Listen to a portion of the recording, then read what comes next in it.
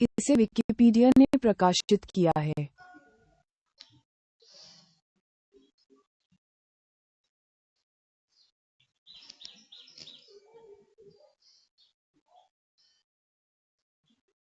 बेटा इंद्र कुमार द्वारा निर्देशित 1992 में बनी हिंदी भाषा की फिल्म है। मुख्य भूमिकाओं में अनिल कपूर, माधुरी दीक्षित और अरुणा ईरानी है। यह एक तमिल फिल्म की रीमेक है जिसमें राधा अभिनेत्री थी, जो बी. पुट्टस्वामिया द्वारा रचित एक कन्नड़ उपन्यास पर आधारित थी। बेटा 1992 की सबसे बड़ी हिट फिल्म थी। इसने 5 फिल्मफेयर पुरस्कार जीते थे। इसका संगीत भी काफी लोकप्रिय हुआ था।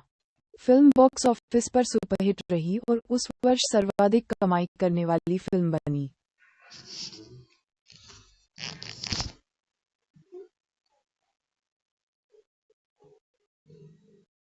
संक्षेप।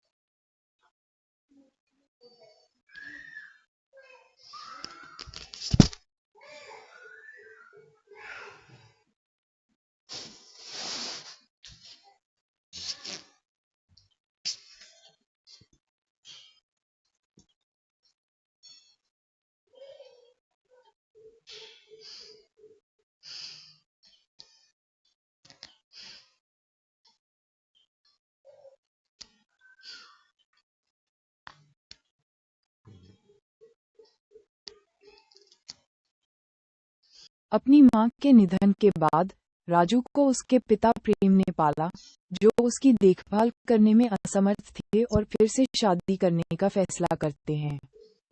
वह लक्ष्मी से शादी करते हैं, इसे न जाने कि वो एक भयानक और चालाक महिला है। विवाह के तुरंत बाद उसका भाई तोताराम और उसकी पत्नी मैनावती घर आ जाते हैं।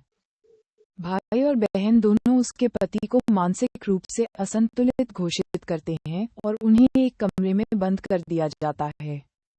राजू को बिना किसी शिक्षा और कौशल के पाला जाता है और वह अन्य मजदूरों की तरह संपत्ति पर काम करता है। जब राजू बड़ा होता है तो वह अपनी सौतेली मां के प्रति बहुत समर्पित होता है, जो चाहती है कि वह एक अशिक्षित लड़की से विवाह करे ताकि वह उन पर शासन कर सके। लेकिन राजू लक्ष्मी से शादी कर लेता है, जो शिक्षित है और यह जानने के लिए पर्याप्त चतुर है कि राजू का लाभ उठाया जा रहा है। जब लक्ष्मी राजू की ओर से हस्तक्षेप करती है तो उसे अपमानित किया जाता है और खुद राजू द्वारा घर को छोड़ने के लिए कहा जाता है। लेकिन लक्ष्मी उसके पिता के कारण रहने का फैसला करती है और राजू से सौम्य व्यवहार करके लक्ष्मी के सारी योजना विफल करती है, जिसमें राजू के सौतेले भाई रमेश के पैसे ऐंठने की योजना शामिल है। कुछ साल बाद सरस्वती गर्भवती हो जाती है, तो लक्ष्मी को राजू के अजन्मे बच्चे को दूध में जहर के साथ मारने का प्रयास करती है। सरस्वती अपनी सास की क्रूरता से सावधान और सतर्क रहती है। उसे इस योजना का पता लगता है और वो अपने पति को सूचित करती है। उसने उसके आरोपों पर विश्वास करने से इनकार कर दिया।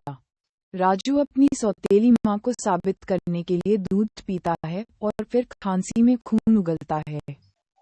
इस बिंदु पर मृत्यु के निकट राजू को पता चलता है कि वास्तव में सरस्वती ने जो उसकी माँ के बुरे इरादों के बारे में कहा सच है। अपने सामान्य निर्दोष तरीके से वह कारण पूछता है और कहता है कि धन के लिए उसकी माँ को बस पूछना था। वह उसे सब कुछ देने के लिए खुशी से सहमत होता। वह लक्ष्मी को बताता है कि शांति से मरने की उसकी इच्छा पूरी हो जाएगी अगर वह कम से कम एक बार दुर्भावना के बिना उसे उसका बेटा कहे। उसके शब्द लक्ष्मी को इतना गहराई से छूते हैं कि उसे पता चलता है कि उसकी क्रूरता बहुत दूर तक चली गई है।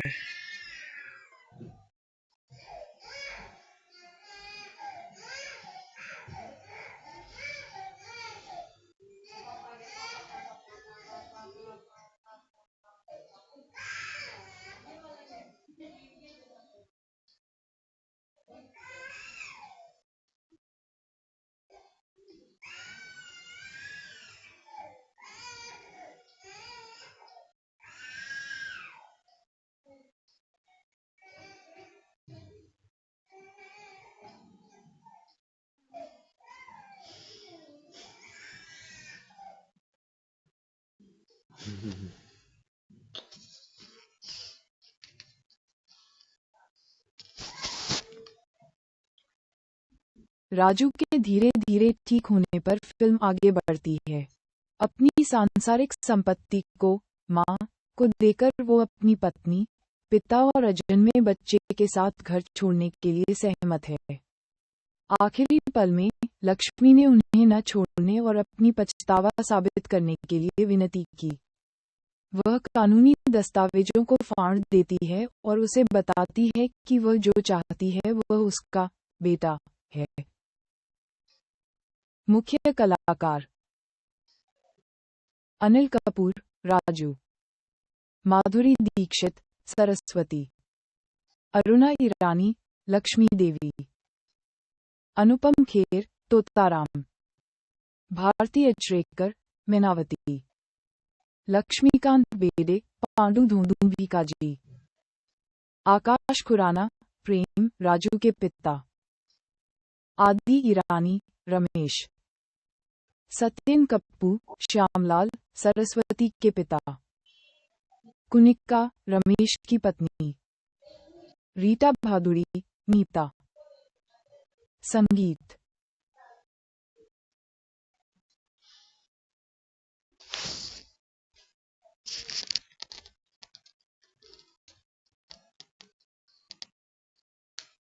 बेटा का संगीत बहुत सफल हुआ था।